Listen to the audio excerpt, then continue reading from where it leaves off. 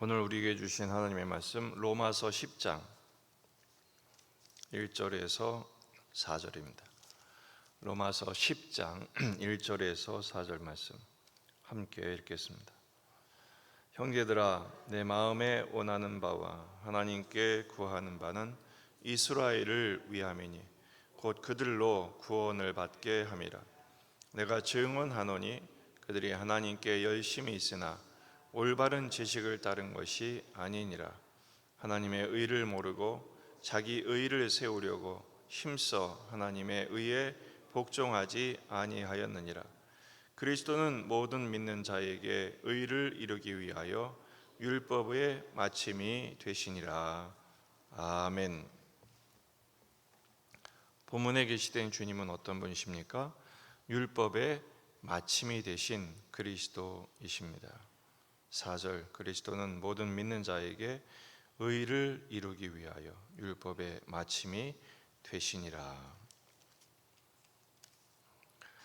바울은 계속해서 9장과 10장의 유대인에 대한 이야기를 펼쳐가고 있습니다. 10장 1절에서도 내 마음에 원하는 바, 하나님께 기도하는 바가 있는데 이스라엘을 위함이다. 곧 이스라엘이 구원을 받게 하는 것, 그게 바울의 소원이었고 기도의 제목이었습니다. 9장에서도 마음에 그치지 않은 큰 고통, 근심이 있음을 밝힌 바 있죠. 바로 자기가 그리스도께 끊어져 저주를 받는다 할지라도 유대인들이 구원을 받는 것, 그게 바로 바울의 간절한 소원이었음을 피력한 바 있습니다. 유대인들이 왜 이렇게 구원에 이르지 못하는 것일까요? 유대인들이 착각한 게 있습니다. 첫 번째는 잘못된 지식이죠.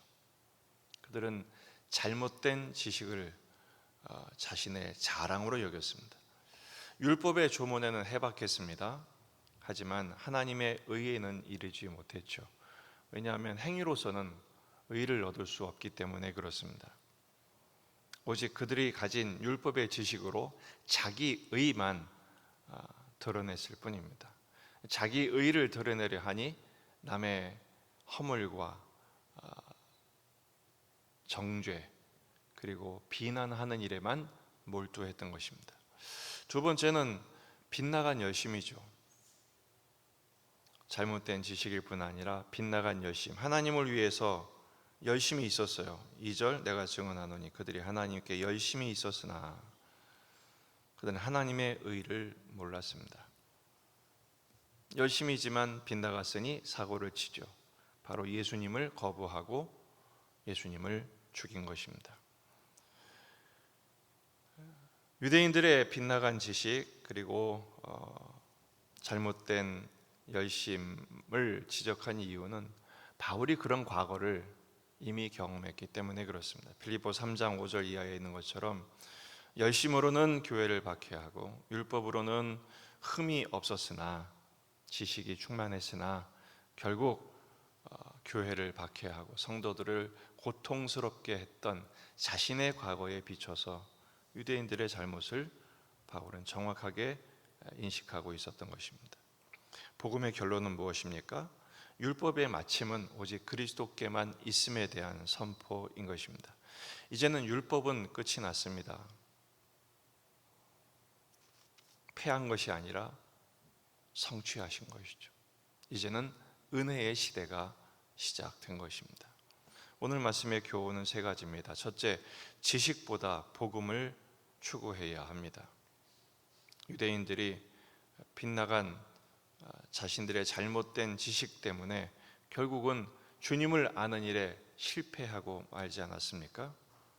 우리는 그리스도를 아는 지식에 충만해야 합니다. 머리로 아는 게 아니라 가슴으로 주님의 마음을 깨닫고 주님의 사랑을 체험하고 주님의 사랑을 전하는 일에 집중해야 합니다. 두 번째는 열심보다 은혜죠. 유대인들의 열심은 결국 자기 의만 드러냈어요. 남을 정죄하고 허물을 드러내고 비판하는 일에만 몰두했습니다. 하지만 우리는 겸손하게 하나님의 은혜를 구해야 합니다. 로마서 3장 24절 그리스도 예수 안에 있는 속량으로 말미암아 하나님의 은혜로 값없이 의롭다 하심을 얻은 자가 되었음을 선포하죠. 자기 열심이 아니라 그리스도의 사랑이 강권하시도록 내어드려야 합니다. 자기 열심에 붙들린 사람은요, 게으른 사람을 두고 보지를 못합니다. 그래서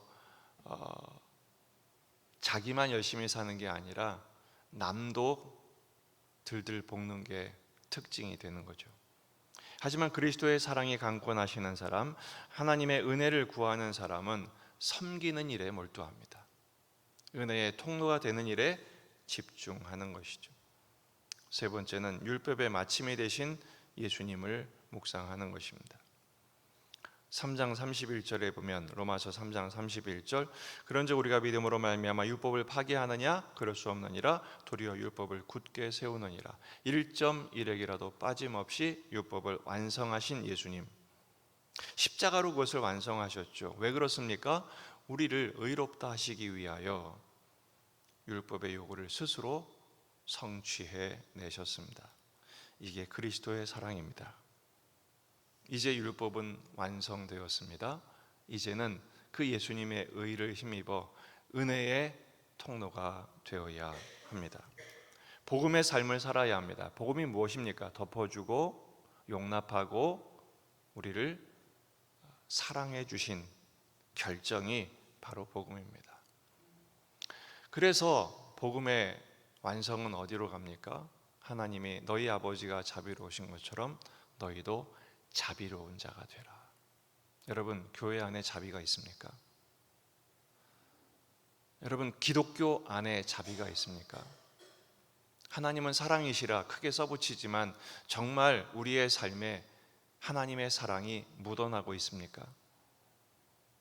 남 욕하는 데는 몰두하지만 사랑을 위하여 품고 덮고 기다리고 용납하는 일에 눈물을 흘린 적 있으십니까? 이것이 우리가 해야 할 일입니다. 바로 그것이 빗나간 지식, 잘못된 열심을 극복하는 복음의 삶을 실천하는 것이죠. 오늘 두 가지를 기도하면 좋겠습니다.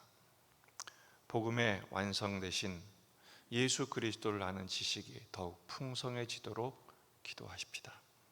예수님을 더욱 안다는 것은 예수님을 닮아가는 것을 말합니다. 십자가를 지고 가는 것을 말합니다. 두 번째는 겸손하게 은혜를 구하며 은혜의 통로의 삶을 살기로 다짐하는 것입니다. 은혜의 통로가 되게 하여 주옵소서. 나도 은혜를 힘입을 뿐 아니라 다른 사람에게 은혜를 힘입게 하는 삶을 살게 하여 주옵소서. 율법의 마침이 되신 그리스도께서 우리를 위해서 복음의 능력을 얻게 하신 삶을 사는 이유가 여기에 있습니다. 복음을 누리고 복음을 전하는 저와 여러분의 삶이 되시기를 주의 이름으로 축원합니다. 기도하시겠습니다. 말씀을 붙들고 우리 자신과 가정과 교회와 이 지역의 복음화, 민족의 복음화, 세계 복음화를 위해서 기도하십시다. 환우들을 위해서 그리고 군에 있는 아들들을 위해서 기도하시고 오늘도 유치부 성경학교가 진행이 됩니다. 주일까지 진행되는 성경학교를 위해서 기도해 주시고 또 공헌 사역을 위해서 헌신하고 또 기도하며 준비하십시다. 여러분 가져온 기도 제목들 가지고 간절히 기도하시다가 돌아가겠습니다. 다 같이 기도하겠습니다.